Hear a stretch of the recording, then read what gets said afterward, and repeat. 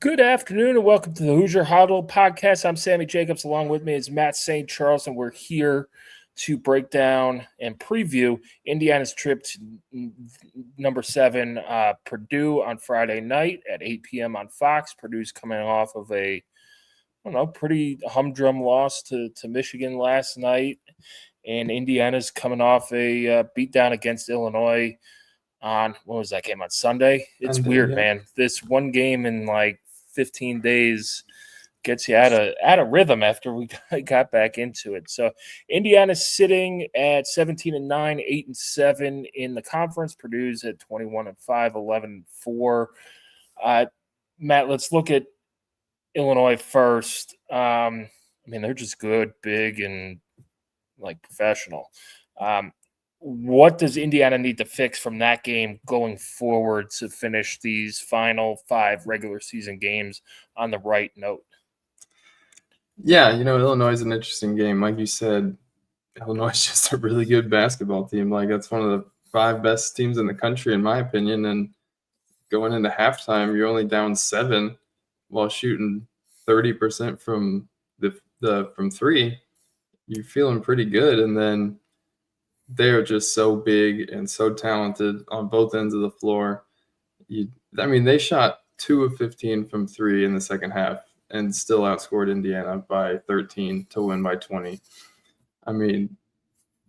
Like I said, they're big, they're talented, got great guard play. They just execute. And that's what they did on Sunday.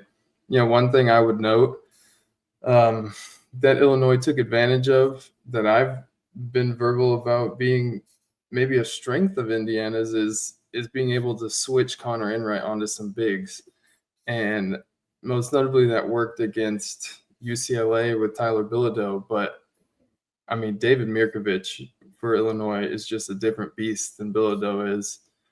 The guy scores 25 points on 10 of 16 shooting.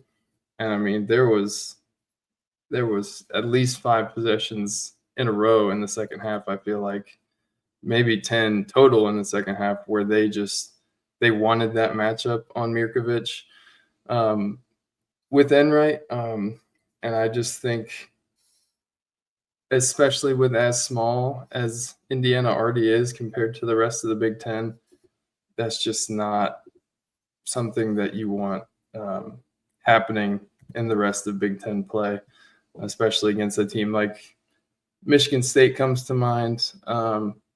With Kohler and some of those guys, it's not something I would recommend. And then I think Nick Dorn has to get back on track.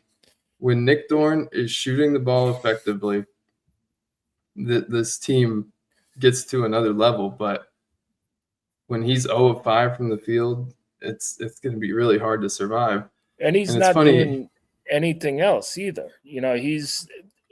Right. We've seen Tucker be cold, but go get 10 rebounds and a couple assists and things like that. He's not filling up any of the columns in the box score. And he's one of the guys I want to talk about too today, because there's 3 that I think it's him, Trent Sisley in his role, and then whatever's going on with Tayton Conerway. Because, I don't know if his ankle's not responding. I don't know if it's a coach's decision. But he's, since, I think, what was the Iowa game, January 23rd, he has played like 18 minutes total. Yeah, he played 4 minutes on Sunday. Yeah, he's played 8 minutes total in the last 2 games. He's played 18 minutes since, I think, that Rutgers game where he played 14. But he's, he hurt his ankle against Iowa, came back against Rutgers, sat out, came back, sat out with the flu, came back, sat out, and then just played 4 minutes, and he hasn't been effective. What is his one, what do you think the problem is with him? And then 2, what is his ineffectiveness due to the whole rotation? Because before Iowa, he was a big part of that Indiana rotation and starting lineup. Well, think about in that Iowa game, I'm pretty sure it was, he was the only offense for the majority of the second half. I think he had 10 straight points all on layups, and everybody else was just kind of hanging out around the 3-point line. And that was like the last we saw of him. He just kind of disappeared into the night. And I mean, he hasn't been a factor since. Like, obviously, you mentioned, apparently it was a high ankle sprain. Then he sits out with the flu. As a point guard, like Conerway is, missing this much time, A, it has to be something serious, and B, it takes you out of the rhythm that I thought he had found through the early Big Ten play. But you have to think that ankle sprain is more serious than anybody's let on, because when you look at, you talk about the depth of this team, they have to have Tayton Conerway, because when he's out, Enright is playing 40 minutes a game, basically. Played 35 on Sunday because they were getting blown out. Enright's the only point guard on the floor, except, you can plug Tucker DeVries in there occasionally, but you'd rather not live there. So when Conerway can't go, it puts an enormous amount of pressure on Nick Dorn to be good. And especially like that West Coast trip when Dorn was awesome, like Indiana survived, right? They figured games out. But now with Conerway out, it's been imperative that Dorn has been on, and he's just not been. So we've talked about Indiana has to make threes to stay competitive given their size. And when your quote unquote best shooter, like specialist 3-point shooter, isn't doing that with all this pressure on him without Tayton Conerway, it's going to be hard, especially when you get outscored by 16 in the paint by Illinois. So I think that's it. Everything with Conerway is a huge part of this. Yeah. And it's not like, if Nick Dorn took his spot in the starting, the starting lineup. And it's not like, Nick Dorn's ineffective, let's plug Conerway in, because it's just not possible. So you're going to have to live with Nick Dorn not being as effective as he was. To me, I think it's again, I said it last week, Matt, it's not a knock on the strength and conditioning staff, but he's coming off of a foot injury, and anybody who's had foot problems or foot injury, you cannot get into shape. You can't run. Mm-hmm. You could do whatever you want underwater. But basketball shape is different. Yeah, it is different. I remember going from high school football to basketball. It's like, man, I thought I was in decent shape for football. You go to basketball, and 5 minutes in, you're like, what the hell is this? So getting into basketball shape may have been an issue. He lost his legs, lost his confidence. I thought he'd turned a corner against Oregon with those free three throws. And then maybe the week off kind of got him out of rhythm, but they're going to need him. The other guy I want to talk about is Trent Sisley. The beginning of the year, and maybe he's hit the freshman wall. And that's what I think has happened, because I think you look, I think it was the Michigan game. There was 2 games in January while IU was playing for a national title football where he just wasn't effective. He didn't score any points. He was just fouling, and maybe he hit a wall. I don't think he's getting benched because the coach doesn't trust him, because he's in the game in late situations. But maybe they're biding his minutes and things like that. He hit the free throw. They drew up the game-winning play. Now, I know 4 guys or 3 guys fouled out against UCLA, but they drew up the game-winning play for him against UCLA. He's on the floor late in the game in a close game against Purdue. Well, Purdue, I think he was on the floor because that was one of his best games of the season, right? He deserved that. But UCLA, he was on the floor by happenstance, right? Everybody fouled out. And Wilkerson had been so good down the stretch of that game. I think DeVries was like, nobody's going to expect Sisley here. And they drew it up and it worked. But like, that's a guy that has late game experience. I know he's a freshman, but your starting center is 6'9", and you just have a 6'8" guy that isn't getting minutes anymore, and you already have all these size issues. There's got to be something that they're seeing with him that is keeping him off the floor. Yeah, you just hope it's the like a freshman wall or something that's going on in practice, and not him going, hey, maybe I don't fit into this team, because I do think he could be a great piece down the road. Being like, hey, I'm gonna, I don't want to say pack it in, but we're we're thinking about portaling and all that stuff. I don't know if those rumors are substantiated. I haven't heard anything, but it's weird that he was It such sucks a that's big something part. you have to think about. Yeah, well, You know? that's just college sports in general now. It's like, oh my God, we have to think anybody who gets benched in the second half or the second half of the season is like, is he portaling? Like Tayton. Yeah. I know it's not Tayton Conerway because he has no eligibility left, but yeah, it's somebody. You might be on the bench. You might be Mm-hmm. portaling. It's just annoying. So let's look at this Purdue game, Matt. Indiana beat Purdue at home. Right. They, I thought, controlled the game for the most part outside of the first 10 minutes of the first game. What can IU do? They have to play better. I mean, that's obvious. Hit threes, run a better offense, get something from Nick Dorn. What else and what structurally can IU do to give Purdue trouble? Yeah, I think one thing that we saw in the first game is I think Connor Enright's a big key to this game in two ways that I've sort of already talked about. Obviously, his defensive effort on Braden Smith is immeasurably valuable to this team. We've said it multiple times. Held Braden Smith without an assist in that first half. And with Braden Smith, it's really just making him work hard. So Enright's able to guard him 94 feet and just make him work bringing the ball up the floor so that everything's kind of sped up and everything's harder. Secondly, what really got Purdue going in that second half of the game was when they just started going to the Smith TKR pick and roll over and over and over again.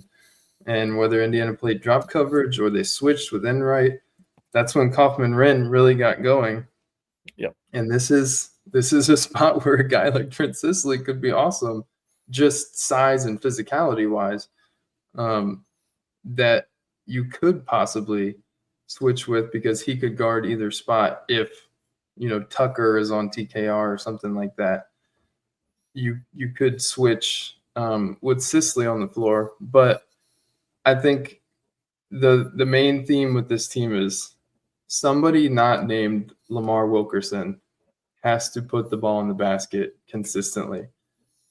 One game it's been Sam Alexis. A couple of games it was Nick Dorn.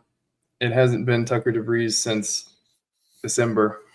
But somebody else is going to have to find a way to contribute offensively, because if it's just Lamar Wilkerson and Purdue is saying, everybody else shoot from three, you can have it. Enright, shoot. I don't care. If Indiana is missing all those shots and getting bullied in the paint on the other end, like they did Sunday against Illinois, you've got no shot. So as simple as it sounds, Lamar Wilkerson needs help. And who that's going to come from is very intriguing to me. Yeah, when IU plays well, they have Lamar's going, but they also have his second and third scorer as well. It's been Tucker early in the season. It's been Nick Dorn. It's been some combination of Reed Bailey and Sam Alexis. Connor Enright has gotten in there. I'm not a big Reed Bailey fan. If you're 6', you got to bang a little bit better. Yeah, you do. You just look. I grew up in the '90s Knicks, and it was like a different brand of basketball back in the '90s. Right. But you gotta be a little tougher, to grab. And everybody said it on our forum, Matt. Rebounding, it's not only a skill, it's a mindset. You got to want to rebound. Now, if you're 5'11" going against a guy who's 6'9", probably not going to get a lot of rebounds, even though you want to rebound. Right. But when you're 6'10" and you're going against guys who are at or near that size, you should be able to get some. Well, and here's another thing with Reed Bailey. Make your layups. Yep, he's got to finish. It's toughness. That's toughness too. Look, every time you run a pick and roll with Lamar Wilkerson, they're doubling because they need somebody else to beat them. And when you are at the rim, whether it's a short roll or you get all the way there, put the ball in the basket. He's getting fouled and he's leaving all these 3-point plays at the line because he can't just finish. He doesn't have that touch. And that blows my mind for a guy that wants to like spread the floor as a big to not have like that floater. Yeah, that's one thing that has shocked me with him was I expected him to take more threes too and be more of that, deep threat five. Well, and I mean, Sam too, right? I mean, I don't know. I'm okay with Sam Alexis not shooting 3-pointers. Well, so here's what I want to say. I don't know what his year was like at Florida, but when he was at Chattanooga, given Dan Earl and his system, they like to shoot a lot of threes, but he was shooting like 3 threes a game. He wasn't a great shooter, but I thought there would be a natural progression. And now that he's a senior, I have not seen it. But now at this point of the season, I'd rather him not do it. But I remember a time where he was a stretch big. Yeah, let's look at, Purdue's going to be an uphill battle. IU's got 4 games after that. 3 of them are at home starting on February 24th against Northwestern. You get Michigan State, rare 3-game homestand in Big Ten play. Michigan State to start March on March 1st, and then Minnesota. And then you finish up the regular season on March 7th at Ohio State. What does IU need to do in those 4 games? Obviously a win at Purdue goes a long way, but we've already talked about Purdue. What does IU have to do against those 4 teams to basically not have to sweat out Selection Sunday? Yeah, I mean that's an interesting thing to look at because there's a lot of scenarios. I think if one of your wins comes at Purdue or against Michigan State, I think you can probably go 2-3 and most likely be safely in the field.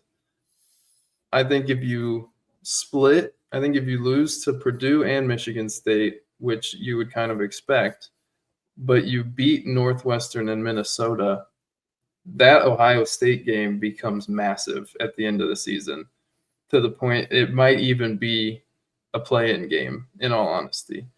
But I think it starts with you cannot lose to Northwestern and you cannot lose to Minnesota again. We all know Purdue and Michigan State are some of the best teams in the country, and if you lose, fine. That's how it is. And Ohio State's a decently good team, but it starts with taking care of business against Northwestern and Minnesota. Obviously, those are at home, so that helps. But I think if you can find another Q1 win with either Purdue or Michigan State, you're in a very good spot no matter what happens in that Ohio State game. But I think overall, you probably go 3-2 with wins over Northwestern, Minnesota, Ohio State, and you're in.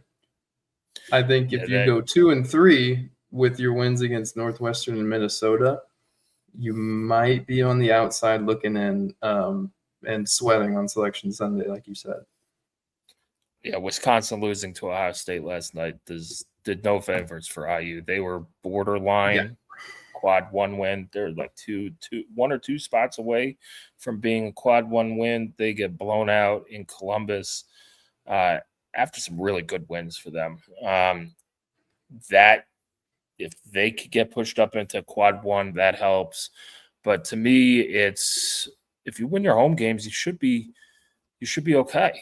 Because you do. That would mean you beat Ohio State. You go 3-2.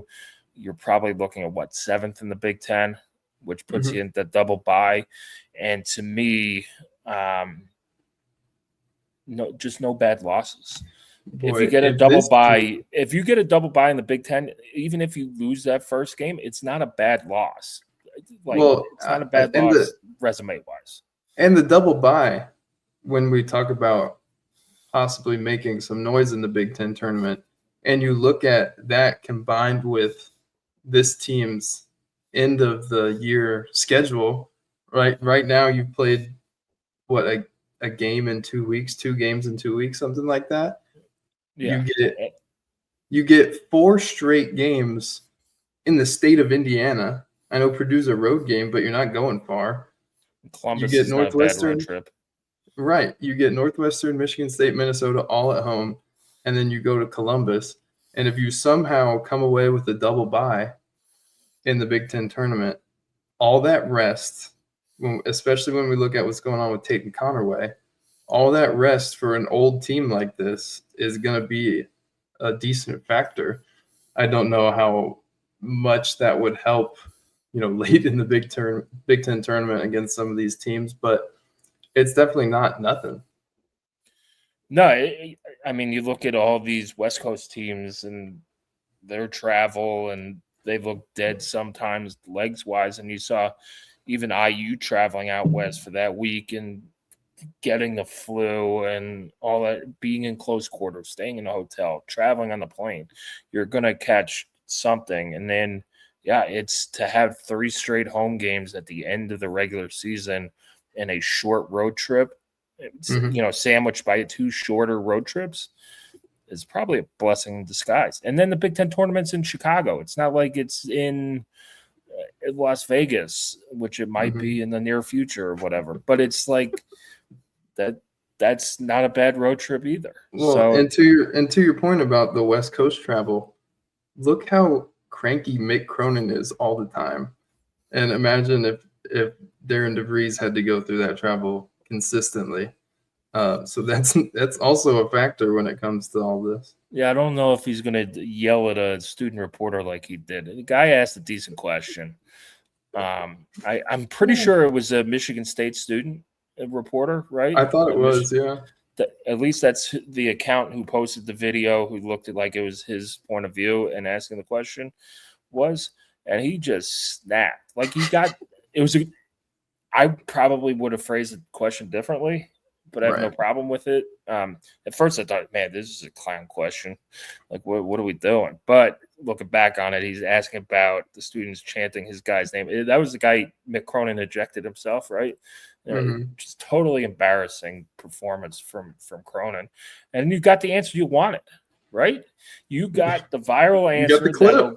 You got the clip. You got the – I mean, it's from his point of view, it's a crappy answer. Like the guy's cranky. It makes him look bad, all that stuff. But as a reporter, man, that's gold. He got that was a good answer he got. And then Mick Cronin's he's an angry elf, and there are a lot of IU fans who wanted Mick Cronin on the last coaching search. He's an angry man. I feel like every night it's like he's got something to say about something. Yeah, well, look, Big Ten officiating is Big Ten officiating. We all have something to say about that. And it's inconsistent, it's terrible, and it's like, what are we doing? But here's my message to all these West Coast teams who don't like to travel. You had a West Coast Power Conference. If only there was a conference with all those teams in it. And you blew it up. So you could always return the money and go back to the way things were. I don't know if it's that easy, but, you get the point. So anyway, we digress.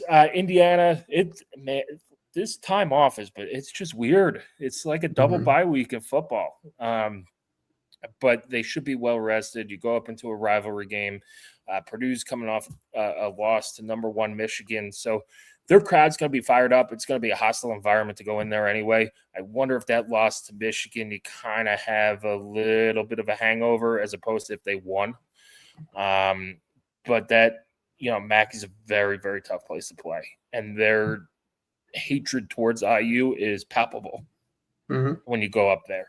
So, I hate saying IU's playing with house money, but to me, you go up there, it just look like you're playing better basketball. And if you lose, you lose. But give yourself a chance to win and see where the chips fall, and then go focus on your last 4 games coming down the stretch, which are going to be huge. And 3 of them are at home. Yeah, I agree. I think if you go up there and keep it single digits, I mean, not that should be your goal, right? But if you go up there and put together a valiant effort, you can come home feeling pretty good about yourself for this 3-game homestand. But if you go up there and get ran over, I mean, the feeling won't be good, especially with all this rest. So no, very and it's interesting. like I go back to that Rutgers game. Beating Rutgers isn't super impressive, but Indiana played good basketball, and that's what you take out of it. So, yeah, you might lose to Purdue, but if you play good basketball, then you could bottle that up and take it to the rest of the season, and just get to the NCAA tournament and see where it goes from there. Anything could happen in the NCAA. I'm not saying IU is going to make a magical run to the Final Four or anything. Although if they do, we could clip this and put it on social media. That's right. But just getting there, Darren DeVries has to build up some equity in the fan base as well, and that's one of the ways to do it. Beating Purdue is a way to do it. Beating Purdue at Purdue is a way to do it, and that's just how crazy the Mike Woodson era was. He made 2 NCAA tournaments, won an NCAA tournament game, and had a 500 record against probably the best Purdue team, in history, and he's still hated. But that's how you build up equity in the fan base. And then to me, going into the offseason, building a roster is probably more valuable than whatever you do in the NCAA. Look, if you win the national championship, that's fantastic. I don't think that's going to happen. Then everything's vindicated. But when you look at this roster and what may have worked at Drake or at West Virginia, not really at West Virginia, but what the style he wants to play, I think you should see him and this whole staff kind of learn. We've got a year of Big Ten play under our belt. What is winning in this league? Look at Michigan. Michigan's the blueprint, which sucks because Dusty May is there instead of here. But look at what's winning in the Big Ten, and with that equity that you've built in the fan base, like you said, go get the right roster. Yeah, it's kind of what Cignetti has done. He went 2024. They figured they got their butts kicked at Ohio State and Notre Dame. They go, we probably need some offensive linemen and another quarterback and some defense alignment, and we need to be better on the lines and all that stuff. And look what they did. They fixed that problem, and they went on. A lot of it is, you've now got a year under your belt in the Big Ten. A good coach can evaluate, hey, here's where we lack this year. This is what we need. Let's go out and get it. Now, he's got to win the recruiting battles. But I think how he does in the portal and recruiting this offseason will probably determine how the Darren DeVries era actually goes. Because if he has a good roster, this system can work. If you come back next year and you still have the same physical limitations, probably in trouble. Yep, that's right. All right, that does it for this edition of the Hoosier Huddle podcast. Thank you, Matt, for joining us. As always, to talk ball. We'll talk next week. We'll decide on the day because I think the schedule is a little funky. But we'll talk after the Purdue game, and we might wait till after the Northwestern game just so we have a little bit more to talk about. But it is getting to bracketology watch time, March Madness time, and the stretch run of the season. So you can follow Matt St. Charles at Matt_St. Charles on X. That's right. You can read his stuff at HoosierHuddle.com. You can follow us on Twitter at Hoosier_Huddle. That's how I remembered the underscore, Matt. And then keep coming back. Subscribe to the podcast. We're on Spotify, Apple Music, YouTube. Send us your comments. Come on the forums as well. Good discussions there. The forums are free for people. You don't have to pay what other people are charging. It's free. Come interact with us and get ready for a stretch run to March. Let's do it.